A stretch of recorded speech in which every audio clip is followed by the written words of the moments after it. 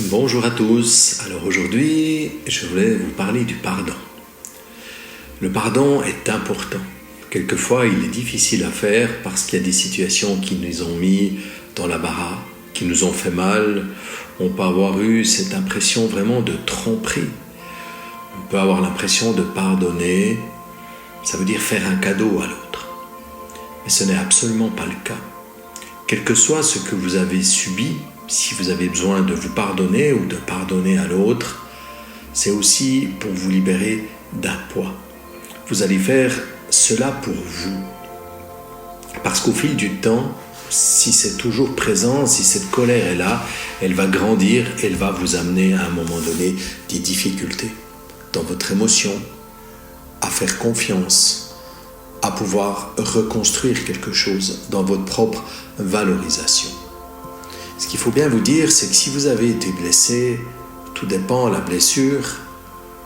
Cette blessure-là va être peut-être à vie, que vous pardonniez ou non. Peut-être que la personne qui vous a fait du mal, même si vous pardonnez, vous n'arriverez pas à reconstruire les choses. Parce que simplement, ce qui est cassé est cassé. Mais dans la vie, il faut avancer. Et pour avancer, quelquefois, il faut prendre du recul sur qui on est, sur les erreurs qu'on a pu faire, sur les erreurs que d'autres ont pu faire. Pourquoi aussi on a pu accepter telle ou telle situation et peut-être pourquoi on a vécu cette situation. Si on reste toujours dans cette blessure, si on n'avance pas, si on rumine, alors il est difficile d'avancer. Tout combat que vous devez faire dans ce pardon, si vous décidez de rentrer en guerre, vous devez aussi en mesurer les conséquences. Qu'est-ce que cela va vous coûter ? Parce que quelquefois, quand vous êtes en colère par rapport à quelqu'un, et que cette colère dure depuis des jours, des mois, des années, vous lui envoyez cette négativité. Chaque personne a un petit peu une puissance énergétique différente. Quand vous aimez quelqu'un, quand vous faites du souci pour quelqu'un, quelquefois vous lui envoyez plein d'énergie, plein d'amour, inconsciemment. Mais quand vous êtes en colère, vous envoyez aussi plein de négativité à l'autre. Donc quelquefois, vous pouvez le bloquer et l'empêcher aussi d'avancer. Mais plus vous êtes dans la négativité, plus vous êtes aussi dans des énergies qui sont plus basses dans leur fréquence. Donc qui vous amènent plus facilement de la nostalgie, de la fatigue, cette impression de tourner en rond. Donc aussi comme si vous aviez un sentiment de lourdeur à l'intérieur de vous-même. Mais on est tous différents. Quand on a mal, on vit tous les choses d'une façon différente. Il y a des personnes qui ont cette facilité de passer par-dessus rapidement. Et d'autres, c'est plus compliqué parce que ça touche quelque chose de profond. Et quand on a mal, ça veut dire qu'on a aussi une faiblesse qui est installée. Elle était peut-être déjà la même avant qu'on vous fasse mal. Donc, ce qui va être important, c'est d'identifier cela. Si vous pensez à une personne et que tout de suite vous vous énervez, qu'est-ce qu'elle réveille en vous ? Alors peut-être que la situation que vous avez vécue va revenir en mémoire. Mais pourquoi ça fait aussi mal ? Si c'est égal à de la tromperie, du mensonge, pourquoi le mensonge vous fait aussi mal ? Il y a de grandes chances que vous découvriez des situations beaucoup plus anciennes où il y avait déjà la première blessure. Tout d'un coup, quand vous étiez enfant, on vous promet quelque chose, une récompense. Et puis, quand le moment est venu, quand vous pensez pouvoir l'obtenir, la personne a oublié, vous donne absolument rien. Et là, ça peut déjà faire mal parce que vous vous réjouissiez, parce que vous avez peut-être fait des efforts pour arriver à cela. Et là, on commence avec la première blessure. Peut-être quand un camarade s'est moqué de vous. Et ces blessures font qu'elles s'accumulent. Et qu'ensuite, quand la coupe est pleine, quand la personne crée l'inévitable, l'intolérable, alors ça fait mal. Et cette douleur-là, c'est un cumul de tous les autres. Donc si c'est cette impression d'avoir été dévalorisé, d'avoir été manipulé, de ne pas avoir simplement été aimé, alors il faut revenir en arrière et simplement se dire, mais je ne dois peut-être pas attendre que l'autre m'aime, mais je dois d'abord m'aimer moi-même, me donner assez, m'auto-suffit. Parce qu'aujourd'hui, si vous arrivez à ça, vous allez être déjà beaucoup plus dans la valorisation. Et puis, quand quelque chose viendra de plus terrible, ça va vous faire beaucoup moins mal. Mais c'est vrai qu'il est difficile de juger par rapport à une blessure ce que vous avez ressenti, ce que vous devriez faire. Mais plus vous attendez, plus il vous sera difficile de dépasser cela. Plus vous prenez conscience aujourd'hui de vos blessures et de ce qu'elles vous amènent dans votre quotidien, plus vous aurez la possibilité d'évolution. Mais seulement, comment traiter ces blessures? Comment pouvoir pardonner? En identifiant comme ça vous fait mal et en acceptant cela. En n'étant pas une victime. Parce que dans cette vie, dans cette société, vous pouvez être victime dans votre quotidien. Vous avez été victime au moment où vous avez été blessé, mais après, qu'en faites-vous? Après, c'est reprendre cette vie en main. Et c'est de vous dire, tiens, j'ai mal, je souffre, mais je dois dépasser cela. On peut être victime tous de choses différentes et difficiles. Moi, j'ai des personnes qui ont perdu des proches par suicide, qui ont vécu l'abus. D'autres choses aussi importantes, la manipulation. Toutes se battent pour aller mieux, se battent pour pouvoir faire avec. Mais le faire avec, ce n'est pas traîner un poids, c'est simplement de se dire, ok, j'ai vécu ça, qu'est-ce que j'en retire, qu'est-ce que j'en fais?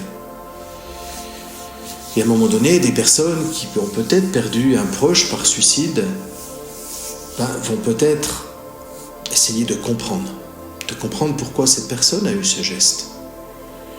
Et ensuite, d'en faire quelque chose. De se dire, c'est une valeur importante pour moi de ne plus perdre quelqu'un comme cela. Mais avant tout, je dois me déresponsabiliser. Je ne dois pas porter cela. Parce que souvent, et moi j'ai vécu ça, je me demandais, qu'est-ce que j'aurais pu faire de mieux? Ou peut-être que je n'ai pas été à la hauteur, que je n'ai pas su amener à l'autre assez de joie ou assez de magie pour qu'il puisse être mieux. J'ai compris après du travail, et après ce travail de pardon, que ce n'était pas de ma responsabilité. Que si cette personne a fait cela, c'est qu'elle était dans des souffrances importantes. Et que moi, enfant, je n'avais pas cette capacité de comprendre. Et même aujourd'hui, adulte, je n'aurais peut-être pas compris. Et à un moment donné, quand vous vous retrouvez avec des proches qui sont pas bien, à la colère ou en désarroi, il n'est pas toujours difficile, ils ne sont pas toujours accessibles. Et vous voyez, le pardon, c'est la même chose. Vous auriez besoin des fois que quelqu'un vous regarde et qui vous dise simplement « Je m'excuse. Je n'ai pas fait juste, je n'ai pas été à la hauteur. » Mais il y a des personnes, quelquefois, qui n'ont pas conscience de cela, qui sont persuadées que leur démarche était juste. Et je pense que pour certains, elle l'était, franchement. Peut-être que des personnes ont fait des choix de vie qui leur étaient justes pour eux-mêmes, mais qui ont entraîné pour vous des conséquences qui ont été plus difficiles. Et quand vous arrivez à prendre ce recul, après peut-être quelques jours, quelques semaines, quelques mois, quelques années, et de revoir cette situation, et peut-être de vous dire que si vous étiez à la place de cette personne, comment vous auriez réagi? Si vous êtes en toute honnêteté, peut-être que vous auriez fait la même chose. Au contraire, absolument pas. Vous auriez peut-être ouvert une discussion. Vous auriez fait les choses différemment. Mais si vous raisonnez avec votre corps, votre tête, vous arriverez à beaucoup plus comprendre la situation. Si vous n'arrivez qu'à raisonner avec votre tête, alors il vous en sera difficile. C'est pour ça que le pardon passe aussi au travers le corps. Votre corps a besoin de vivre les émotions, qu'elles soient positives ou qu'elles soient négatives. Quand votre corps arrive à vivre cela, il peut avancer. Et si vous faites un travail au niveau de votre tête, simplement, c'est insuffisant. Parce que dans votre corps, il reste toujours cette blessure. Et cette blessure est beaucoup plus compliquée. Si vous arrivez justement à prendre ce recul, quand vous êtes dans la colère par rapport à quelqu'un ou une situation, vivez cette colère. Par exemple, prenez un coussin, puis imaginez-vous et revivez cette émotion et tapez sur votre canapé ou sur votre lit avec votre coussin. Allez-y, sortez tous les mots, le vocabulaire nécessaire. Le but n'est pas de se faire mal, bien entendu, mais cela permet au corps de vivre cette émotion. Il y a aussi un exercice qui fonctionne très bien.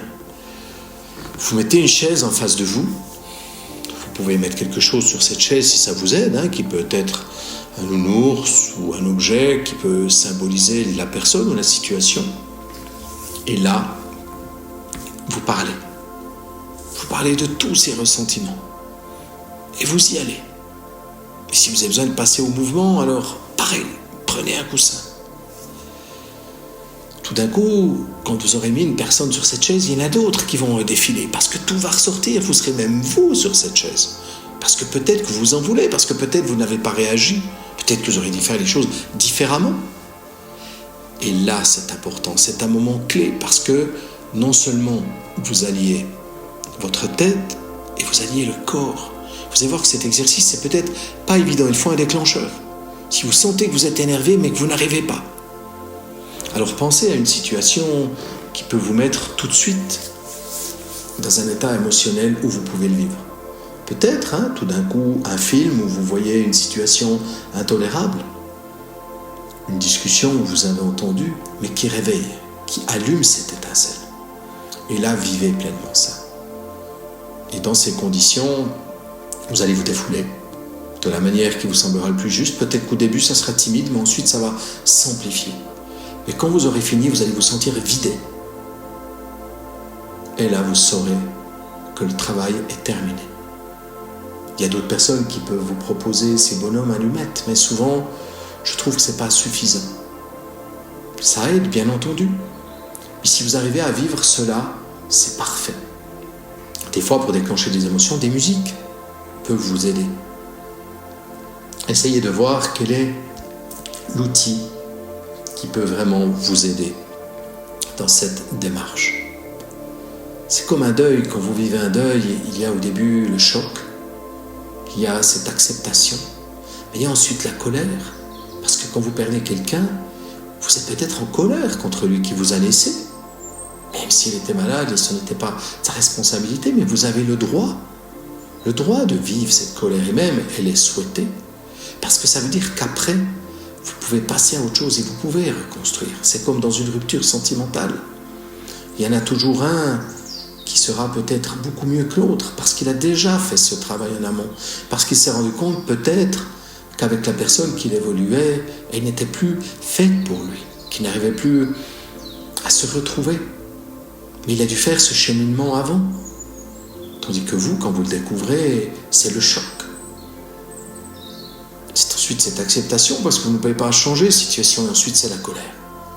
Mais trop souvent, des personnes restent dans la colère au niveau de la tête. Ils ruminent. Et ensuite, peuvent avoir des maladies. Aujourd'hui, vous prenez la plupart des cancers, ce sont des ruminations, ce sont des choses qui sont restées en gestation depuis trop longtemps. L'Alzheimer, c'est quand même souvent des personnes qui ont eu des situations difficiles, qui ont essayé de positiver, mais qui les ont mis de côté. Au bout d'un moment, ils sont rentrés dans un certain oubli d'eux-mêmes. Ce qui crée cela. Bien sûr qu'il y a aussi d'autres phénomènes qui engendrent ces maladies, mais si vous regardez aujourd'hui les humains, les anciennes générations, vos parents, vous voyez qu'ils avaient cette faculté de ranger beaucoup de choses sous le tapis et d'être dans cette colère, de ne pas parler des choses, de sujets interdits parce que ça réveillait de la colère.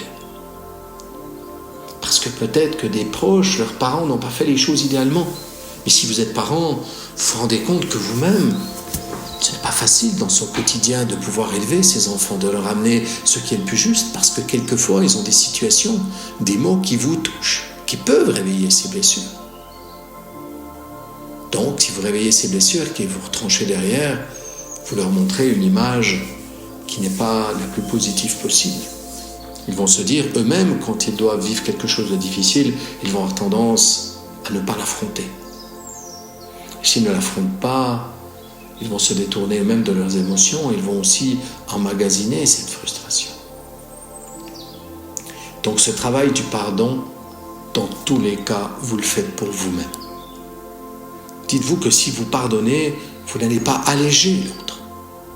Parce que l'autre a aussi sa conscience, il va devoir évoluer avec ça. Mais vous fonctionnez aussi dans cette partie que karmique.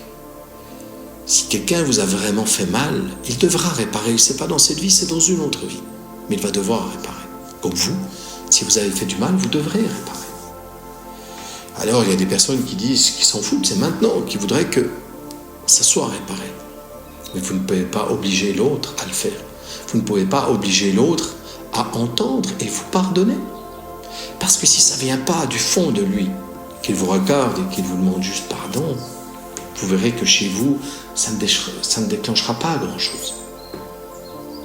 Mais si la personne est juste dans ce qu'elle a fait, elle ne peut pas vous demander pardon parce qu'elle ne voit pas où est le problème. C'est pour ça que c'est un travail qui est délicat. C'est un travail où quelquefois, il faut vous faire aider. Si vous avez vous-même la difficulté de vivre ces émotions, d'identifier où ça vous fait mal. Il y a aujourd'hui plusieurs thérapies qui peuvent vous permettre de le faire. Par exemple, moi, dans ce que je pratique, cette énergétique ou cette possibilité de pouvoir que communiquer avec des énergies extérieures, ces énergies de l'invisible, permet aussi de vivre cela. Quand on peut libérer en énergie des blocages, des chocs ou simplement ce trop-plein d'émotions, ça vous permet de faire ce travail. De pouvoir parler, ça vous permet de faire ce travail. D'être vers des personnes qui ne vont pas vous juger. Parce que quand vous allez voir des thérapeutes, normalement, ils doivent être dans la neutralité. Et de pouvoir ressentir vous, où vous en êtes, et de vous guider dans ce chemin du pardon, de vous retrouver, de vous aimer et d'avoir à nouveau cette confiance pour construire les choses. Aucun thérapeute aujourd'hui à la baguette magique ou à la science infuse, non. Je crois que nous tous essayons de vous aider à trouver cette voie. Mais seulement, vous devez être prêt à aller à cette rencontre de vous-même, prêt à pardonner et prêt à passer à autre chose. Et comme je vous l'ai dit au début, si vous pardonnez, ça ne veut pas dire que vous pouvez recommencer une situation, recommencer une amitié totalement bien, parce que peut-être que c'est cassé. Et si c'est cassé, acceptez. Mais acceptez de passer à autre chose. Vous vous rendez compte, si vous voyez quelqu'un 10 ans après, que tout de suite vous êtes nouveau tout en colère, ça vous réveille plein d'émotions. Ce n'est pas idéal. Et ça veut dire que vous allez toujours vivre sur le qui-vive. Ça veut dire que si une belle amitié se présente, vous n'allez pas oser la revivre, de peur d'être à nouveau trahi, de peur de ne pas être compris, de peur d'être rejeté. Et votre éducation fait beaucoup partie de cela. Vous devez aussi pardonner à vos parents, parce qu'il y a beaucoup de choses que vos parents ont fait à un moment donné qui a amené des blessures et des blocages. Beaucoup l'ont fait en inconscience. Parce que moi-même, je suis père et je n'ai pas la science infuse, je n'ai pas le mode d'emploi, j'ai des blessures de ma jeunesse aujourd'hui que je n'ai pas encore totalement dépassées, je suis en travail. Et je sais qu'automatiquement, j'aurais amené des choses qui ne sont pas idéales. Mais aujourd'hui, j'en parle. Aujourd'hui, je suis plus ouvert qu'il y a quelques années en arrière où je sais que s'ils rencontrent une difficulté, qu'ils veulent qu'avec eux, je la traverse, alors je le ferai. Je leur ai toujours aussi dit que j'ai fait les choses au mieux. Mais qu'à un moment donné, j'aurais fait des choses qui ne sont pas idéales. Et que peut-être je devrais aussi assumer, je devrais être avec eux et partager cela, les aider du mieux que je peux. Mais en aucun cas faire leur travail. En aucun cas rentrer dans la culpabilité. Parce que la culpabilité, pour chacun d'entre nous, elle peut être différente.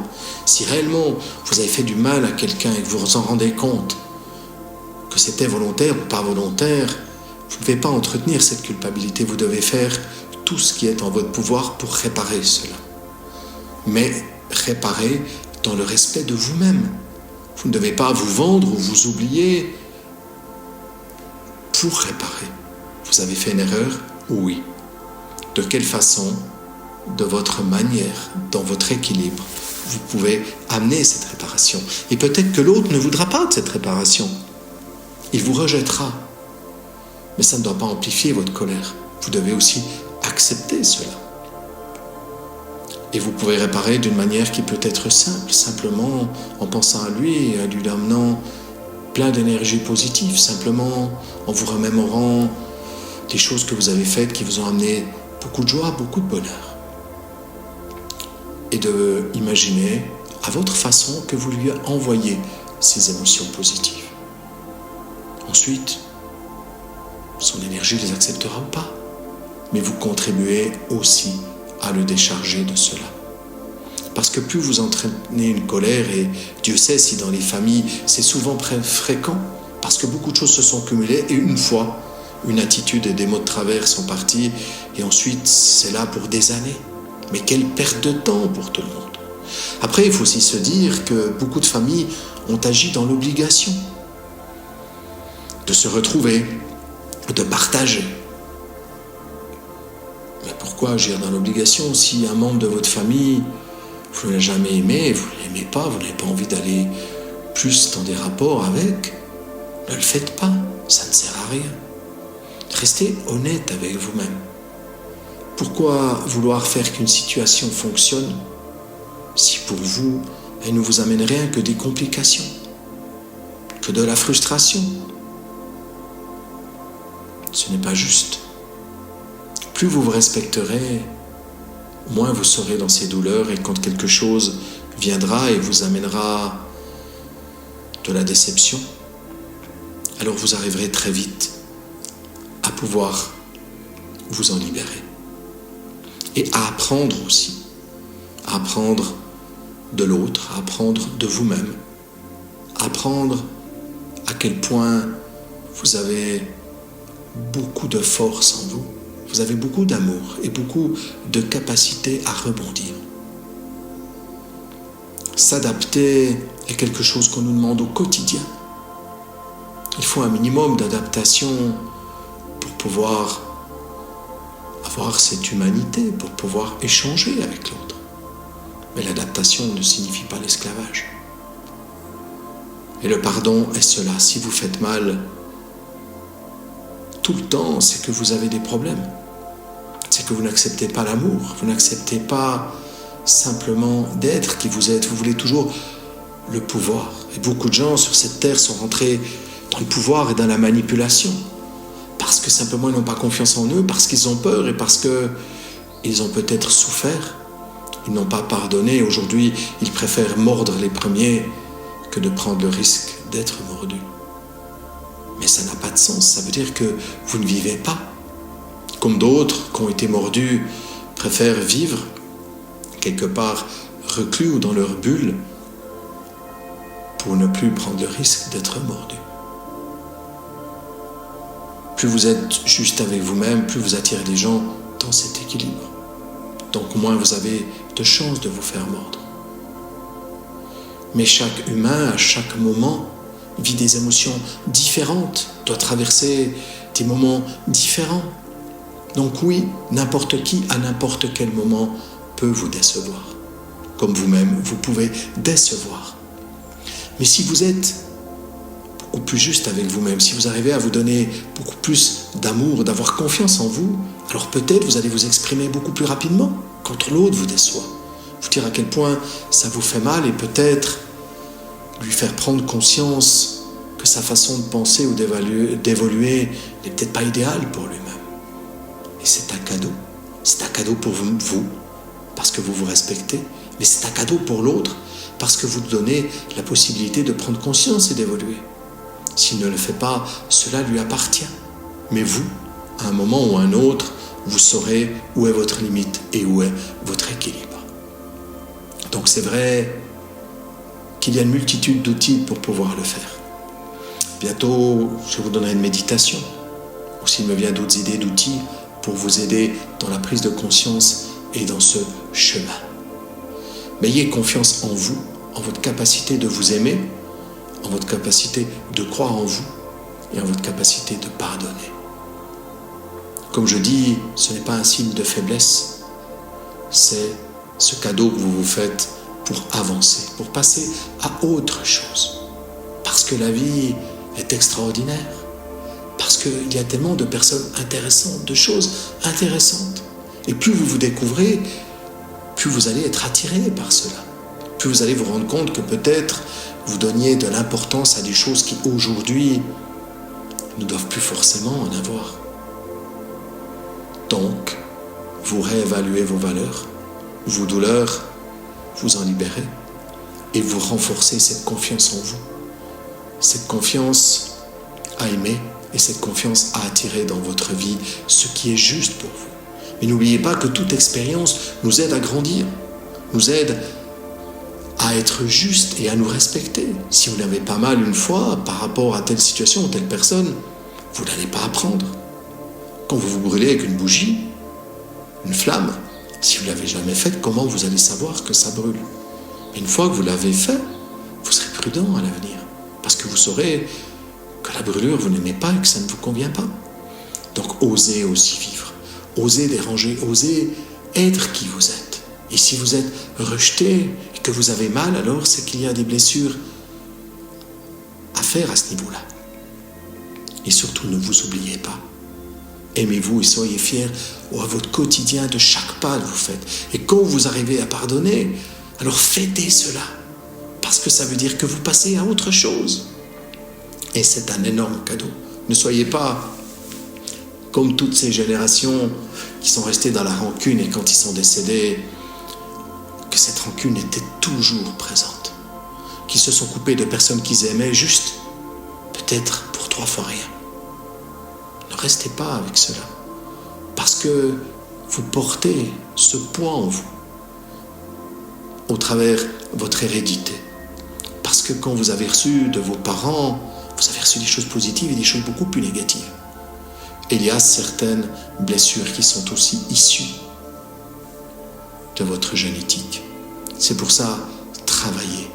Travaillez avec des personnes de confiance dans des médecines alternatives, parce que ça va beaucoup vous aider. On est dans des périodes de changement qui sont très forts en énergie, mais qui permettent de libérer des choses importantes rapidement. Alors osez être et prenez votre vie en main. N'attendez pas que l'autre le fasse pour vous. Parce que vous le méritez. Parce que vous avez beaucoup plus de compétences, beaucoup plus d'amour que vous le pensez. Le moment est venu juste de voir à quel point vous êtes de magnifiques personnes et d'oser être. Je vous dis à bientôt. Au revoir.